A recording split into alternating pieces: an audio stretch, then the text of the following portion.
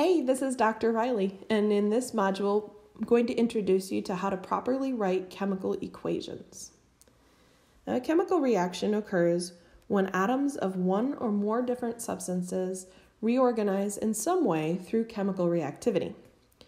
This means that one or more bonds may be broken, one or more new bonds may be formed, but regardless of the reaction type, matter cannot be created or destroyed. Thus, all atoms that are present in the reactants have to be present in the products.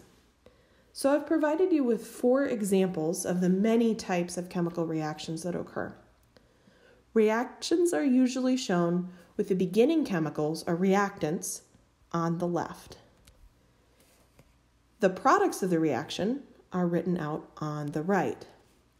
They're separated by an arrow. This arrow shows the progress of the reaction and the direction that the reaction heads into.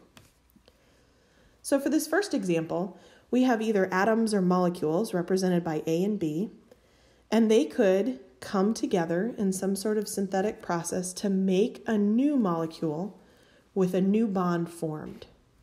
It encompasses both of the reactants. You can see that A and B are represented on the left and on the right side of the arrow. The converse may also occur.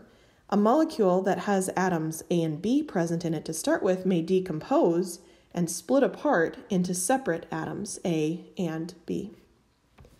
The other 2 reactions I have shown here are a little bit more complex, with either 3 or 4 atoms, where bonds are both broken and formed in a single chemical reaction. I think we can all agree that these diagrams are pretty easy to help you visualize the chemical reaction and understand what's occurring, but unfortunately they're not practical for note-taking or doing any kind of chemical calculation. So how do we represent chemical reactions in chemistry in a way that's really easy to use? We're going to look at a particular reaction as an example as we learn how this is done. Sodium metal, shown on the left, reacts with chlorine gas, shown here in this flask, to produce sodium chloride, or table salt. Instead of looking at this little cartoon, we're going to use a chemical equation to represent the chemical reaction that we just talked about using atomic symbols by showing the relative numbers of reactant and product molecules. Atomic symbols are combined together as appropriate into chemical formulas for molecules, of course, or if an atomic unit is part of the reaction and a single element in its pure form, that can be included in the reaction as well. We have both examples here. This is elemental sodium, so it's written out Na, which is the chemical symbol for sodium from the periodic table. And we have a molecule here, chlorine, Cl2. Again, the plus symbols are going to separate the reactants in this case. We have sodium and we have chlorine. Then there's an arrow to indicate the directionality of the process, and the product is shown on the right, sodium chloride. All the different types of atoms are accounted for on both sides of the arrow. We have sodium on the left, we have sodium on the right. There is chlorine on the left, there's chlorine on the right. However, the exact number of each atom is inconsistent in this particular example. So you should notice that there are actually 2 chlorine atoms here. That's what that subscript means. And there's only 1 chlorine atom represented on the right. This is an example of an unbalanced chemical reaction. Balancing equations is a skill for a later conversation and an important thing you'll learn in chemistry. Now there's one more piece of really useful information that we should include in how we note our reaction.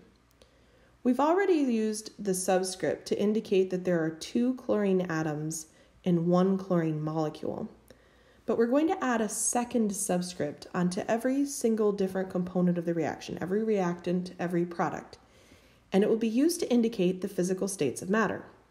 You should recall that matter can exist as a solid, a liquid, or a gas form, depending on what temperature it's at. In this case, there's a 4th state of matter that's also relevant to chemical reactivity. If you look at this table on the right, you'll notice that the chemical may also be dissolved in water, or aqueous. The abbreviation or symbol for that is AQ because of aqueous. Because the state of matter affects chemical reactivity in a variety of ways, we need to include this in our equation. Now, you should be asking how you know what the state of matter is. It turns out that we can use a combination of the word problem context, or, you may be just told the state of matter in the problem. Your experience in the lab, you may observe that chlorine is a gas at room temperature. Or just in general, as you go through chemistry, you'll accumulate chemical knowledge that will tell you what the state of matter most likely is, to be able to identify the state. In this case, we have drawn an elemental sodium, which is a solid. So the way we denote this on the equation is simply by putting a subscript of an S in parentheses next to sodium. Chlorine is a gas, so we include that. And finally, sodium chloride is a solid again, here. You'll note also that the symbols are shown as being italicized. My handwriting always looks like italics. But technically, if you're typing this out, like in a lab report, you should italicize the states of matter. The parentheses are important because they set it apart. Again, I want to point out these are always subscripts, and they're always located to the lower right of every element or every molecule. Both coefficients that appear before the chemical symbol, right here, and the subscripts that appear after the related chemical symbol are critical in conveying information about that particular atom. Coefficients tell us how many of that atom or molecule is present. So the difference between these two can be shown in a picture. The coefficient in front of fluorine, chemical symbol for fluorine is F, indicates that there are two separate entities. There are two fluorines. It could also be referring to 2 moles of fluorine. I don't have enough space to draw 2 moles. Now, in contrast, the subscripts are telling you how many of that atom is present within a given molecule. So if I was actually to draw F2, I would draw it like this. There is some sort of connection here. In this case, the connection is a covalent bond between the 2 fluorine atoms. This is F2. You should also note that while coefficients can be changed in the course of a chemical reaction to balance the reaction, you cannot change the subscripts. These are inherent to the definition of the molecule. To illustrate this, the molecule HO is 1 hydrogen attached to 1 oxygen. HO. H2O, which merely differs in the subscript, looks quite different. HO.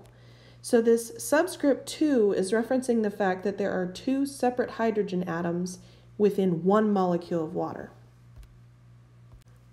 So to extend this further, if you saw H2O in a chemical equation, it's referencing 1 molecule of H2O, shown on the left. But if you see 2H2O, that means you have 2 molecules of each molecule containing 2 hydrogens and 1 oxygen. Now let's convert a written description of a chemical reaction into a standard chemical equation together. What is the chemical equation that represents the reaction of aqueous hydrochloric acid and sodium hydroxide that produces water and sodium chloride? The first thing I like to do is just look out for the word that separates the reactants from the products. Scanning through this description, my eyes go to the word producing. That's the arrow. That translates into the arrow. The next thing I want to do is actually write out every single individual chemical, so either an element or some sort of a molecule or compound, into its proper chemical formula. Hydrochloric acid is the first one. I'm just going to go in order that it's written. A solution of hydrochloric acid, HCl, is added to sodium hydroxide, NaOH, sodium hydroxide, producing, there's our arrow, sodium chloride, NaCl, and, oh look, Because I was underlining, I noticed that I forgot water. It really helps to make underlines when you're doing your answers. So now I go back and add water. Now this brings me to another important point. Does it matter that I put water second to sodium chloride? It doesn't. So even though these occurred in this order in the problem, they're both products in the reaction. It doesn't matter which order you put them in when you write out the chemical equation. So I have my plus signs, my arrows, and all my chemical formulas in the proper places. The last step is to add the proper states of matter. But I didn't do this reaction in a lab, so I need to go ahead and look and get the information from the question. First of all, there is an aqueous solution of hydrochloric acid. That means the subscript is AQ for aqueous. Then it's added to aqueous sodium hydroxide. So there is water present, but it's not a reactant. Finally, it produces water. Water, when produced, is a liquid. And sodium chloride, which is soluble. Soluble means dissolved in water. If there's water there, this will dissolve in it. You know that from cooking at home. That also makes the sodium chloride, in this case, aqueous, dissolved. Now finally, it's also useful to be able to translate a molecular diagram into a chemical equation. Oxygen here is shown as red and hydrogen is shown as white. So oxygen and hydrogen are the only atoms that are present, and they're present on both sides of the arrow, which is a standard chemical reaction. Within the reactant molecule, there are 2 white atoms, 2 hydrogens, and 1 red. This should start to look familiar. Because this is within the molecule, we have to use a subscript to reference the 2 hydrogens. This is H2O. So is this.